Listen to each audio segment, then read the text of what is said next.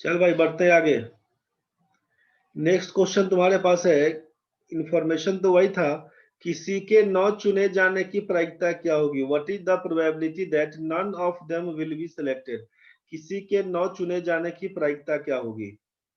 What is the probability that none of them will be selected? किसी के न चुने जाने की प्रायिकता क्या होगी?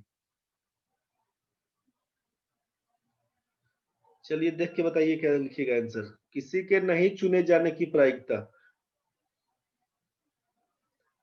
प्रणव भाई का दूसरा है, अभिषेक भाई दूसरा है, सब लोग तो गर्दा मचा दिया एकदम सही सही आंसर देके। अब सती दूसरा है, बहुत बढ़िया। किसी के नहीं चुने जाने का, गर्ल्स नॉट सिलेक्टेड है एंड बॉयज नॉट सिलेक्टेड है। तो 1/6 सिलेक्शन का है तो 5/6 नॉट सिलेक्शन का जाएगा। 1/3 सिलेक्शन का है तो 2/3 नॉट सिलेक्शन का जाएगा। 5 दूना 10/18 का मतलब लिखिएगा 5/9। 5/9 दूसरा ऑप्शन। नवीन भाई तीसरा का है, गुस्सा का लिख दिया रे। ऊपर में 5 2 7 कर दिया, नीचा में 6 3 9 कर दिया। बहुत भयंकर कर दिया रे। एंड का केस है, गड़बड़ नहीं करना रे बाबा। ऊपर को ऊपर में जोड़ दिया, नीचे को नीचे में जोड़ दिया, गड़बड़ कर दिया रे नवीन भाई। जुलूम कर देगा तुम। समझ गया होगा भाई लोग। चलो इसका लास्ट क्वेश्चन है, चौथा। कम से कम एक के चुने जाने की प्रायिकता क्या होगी? जल्दी बताओ इसका आंसर। कम से कम एक के चुने जाने की प्रायिकता क्या होगी? जिस किसी भी बच्चे को दिक्कत हो रहा है तो बोलेगा तभी समझ में आएगा रे। हम समझा दे रहे हैं तुमको, लेकिन अगर तुमको दिक्कत है तो बोलो भाई। नहीं दिक्कत है, समझ में आ गया तो बहुत बढ़िया, रिस्पॉन्स तो करो हाना का। समझ गया है तो नो प्रॉब्लम लिख दो, दिक्कत है तो प्रॉब्लम लिख दो। कुछ नहीं लिखता है तो पता चलता है कि सोया हुआ कि जगा हुआ पता नहीं चलता है। प्रेम भाई, आकांक्षा, किसका किसका आंसर आया? पंकज बाबू सबसे पहले तोड़ दिया आंसर एकदम। आकांक्षा का है, प्रेम बाबू का है, प्रणव रंजन का है, ठीक है।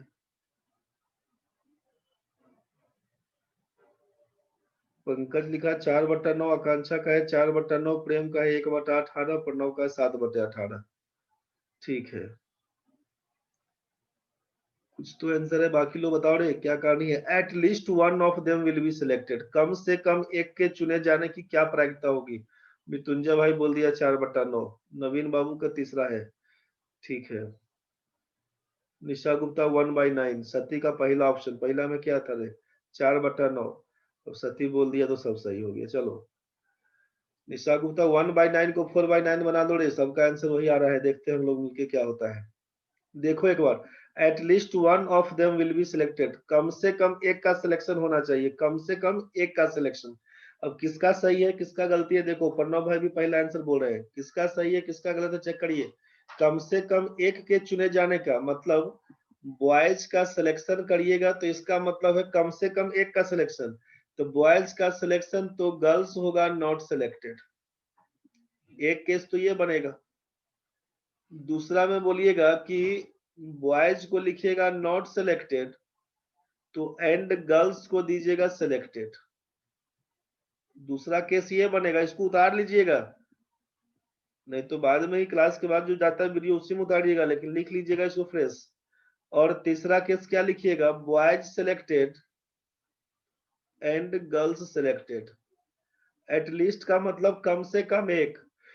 कम से कम एक का मतलब है बॉयज को सिलेक्ट करिए तो गर्ल्स को छोड़िएगा, चाहे बॉयज को छोड़िएगा तो गर्ल्स को लीजिएगा, चाहे दोनों को लीजिए, बॉयज को भी पकड़िए गर्ल्स को भी पकड़िए। ये बात समझ में आ गया होगा। At least, at least one of them, कम से कम दोनों में से एक। अब हो गया क्या कि आपके आपका एगो बेटा एगो बेटी है, बुझ गए ना? एगो बेटा है एगो बेटी है, और दोनों में से किसी एक को कम से कम बाजार लेके जाना है। तो क्या कहानी है, या तो बेटा को लेके जाइएगा चाहे बेटी को लेके जाइएगा, चाहे दोनों को लेके जाइए, एगो को लेके जाइएगा दूसरा चीज आएगा। बुझ गया? कहानी खत्म है। यही तुम्हारा खत्म हो गया कहानी। अब इसको बना लो अपने हिसाब से। क्या लिखेगा बताओ? बॉयज का सिलेक्शन 1/6, बॉयज का 1/6, गर्ल्स का नॉट सिलेक्शन 2/3, और का मतलब प्लस। बॉयज को छोड़ो, बॉयज को छोड़ने का मतलब 5/6, गर्ल्स को पकड़ेंगे 1/3, और का मतलब प्लस। दोनों को पकड़ेंगे क्या हो जाएगा? 1/6 1/3।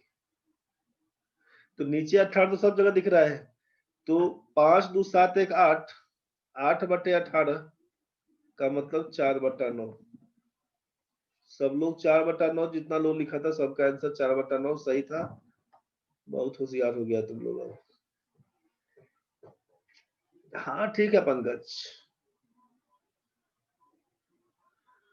ठीक है। 1 माइनस नन का केस एकदम कर सकते हैं, चलिए ठीक है। चलते हैं आगे।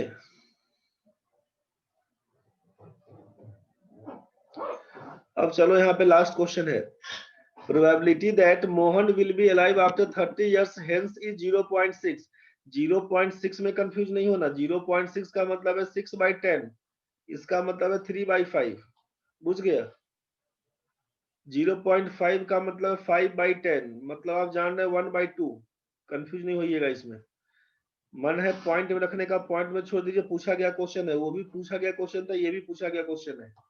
मन है तो पॉइंट में रखिए, नहीं मन है नहीं पॉइंट में रखिए, मर्जी आपका है।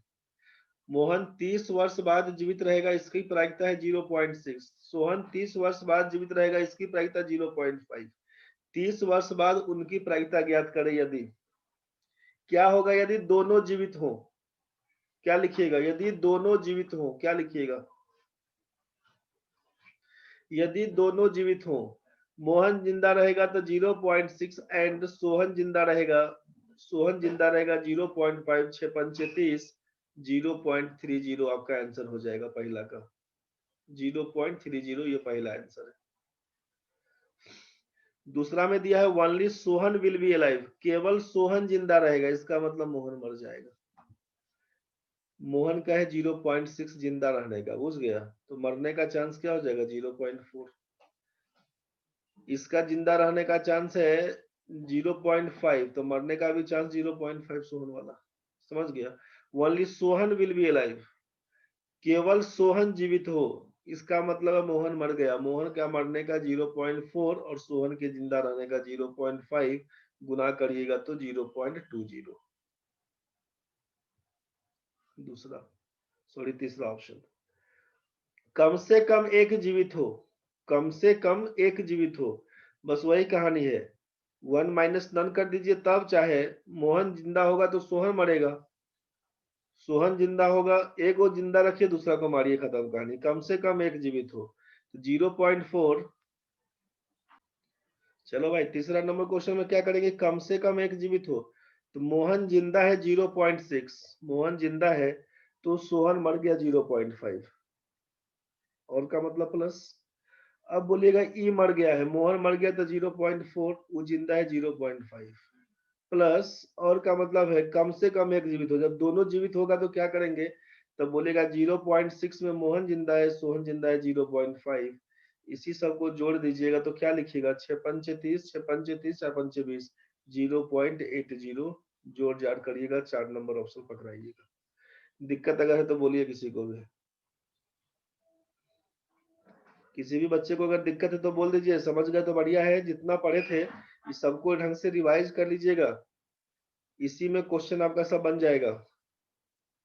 कंसेप्ट बस यही काम करेगा, सारा क्वेश्चन ढंग से रिवाइज कर लीजिएगा। परमुटेशन कॉम्बिनेशन प्रोबेबिलिटी ढंग से रिवाइज कर लीजिएगा, जितना पढ़े थे उसी को बार बार रिवाइज करिए, बन जाएगा। विशेष बनाने के लिए क्वेश्चन बैंक का सहारा लीजिएगा, बैंक पीओ वाला, बैंक पीओ वाला क्वेश्चन बैंक बनाइएगा, तभी ये सब क्वेश्चन मिलेगा परमुटेशन कॉम्बिनेशन प्रोबेबिलिटी का। ठीक है, एसएससी रेलवे में क्वेश्चन कम पूछता है, प्रोबेबिलिटी का पूछेगा भी तो यही सब टाइप का, जिंदा है मर गया, सिलेक्शन का नॉट सिलेक्शन का इसी में पूछता है, झूठ बोलता है सही बोलता है, मोहन सही बोलता है तो सोहन झूठ बोलता है, इसी सब क्वेश्चन में। जो सिलेक्शन का दिया था ना वो क्वेश्चन हम नहीं लाए हैं तो छोड़ दिए हैं, कोई बात नहीं, परेशान आप नहीं होइएगा। मृत्युंजय 0.4 कैसे हुआ एक बार बता दीजिए? एक में से घटाएंगे ना रे, 1 माइनस 0.6 करेंगे तो 0.4 हो जाएगा। 0.6 का मतलब देखे थे ना, 6/10 करेंगे, इसका 3/5, तो 1 माइनस 3/5 मतलब 2/5, 2/5 का मतलब 0.4, ऐसे करिए तब टोटल होता है 1, जीने का चांस है 0.6, तो मरने का चांस 1 माइनस 0.6, तो 1 का मतलब 1.0 माइनस 0.6, यही बन के आएगा 0.4। समझ गया भाई मृत्युंजय? इसमें सही बोलने का है झूठ बोलने का पूछता है, जैसे हम लोग इसके पहले वाला क्वेश्चन में था ना कि सिलेक्शन का नॉट सिलेक्शन का, तो बोलेगा लड़का के सही बोलने का, सच बोलता है तो 1/6 है, लड़की के सही बोलने का 1/3, तो बोलता है कौन झूठ बोल रहा है, कौन सही बोल रहा है, तो एगो झूठ बोलेगा एगो सही बोलेगा, ऐसा बोलेगा। कंसेप्ट यही सब रहेगा, ऐसा नहीं बोल दीजिए सर पढ़ाई में नहीं किए थे। तो एक बार क्वेश्चन आप बना के देखिएगा, सारा क्वेश्चन बना के देखिएगा, दिक्कत बनेगा बताइएगा। कल से हम लोग दूसरा टॉपिक शुरू करेंगे।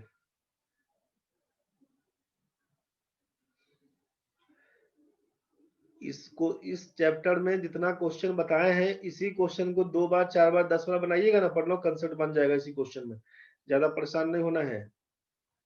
कंफ्यूजन है तो बात करिए, क्वेश्चन लेके आइए, जो भी क्वेश्चन है ना, जितना ही क्वेश्चन दिए उसी क्वेश्चन को ढंग से बनाइए, और उसी को एक बार 2 बार 4 बार बन जाता है, फिर भी दोबारा तिबारा बनाइए, क्लियर हो जाएगा कंसेप्ट। नहीं बुझाता है फोन करिएगा, क्वेश्चन समझा देंगे। इसी क्वेश्चन सबको ढंग से बनाइएगा तो सब क्लियर हो जाएगा, दिक्कत नहीं बनेगा। जो टॉपिक कल पढ़िएगा बताइए, कल से जो नया टॉपिक क्या पढ़िएगा? सीरीज, सीरीज कर लीजिए नवीन भाई, सीरीज पढ़ लीजिए कल से। जिस किसी भी बच्चे को इस टॉपिक में दिक्कत हुआ है, परमुटेशन कॉम्बिनेशन प्रोबेबिलिटी में जिस किसी भी बच्चे को दिक्कत हुआ है, एक बार ढंग से पूरा वीडियो फिर से देख लीजिएगा। नोट्स बना लिए होंगे आप, ठीक है, कॉपी में से सबको उल्टा पलटा के पढ़ लीजिएगा। पढ़ने के बाद सारा क्वेश्चन फिर दोबारा तिबारा चौबारा कम से कम 5 बार 7 बार बना के देख लीजिएगा।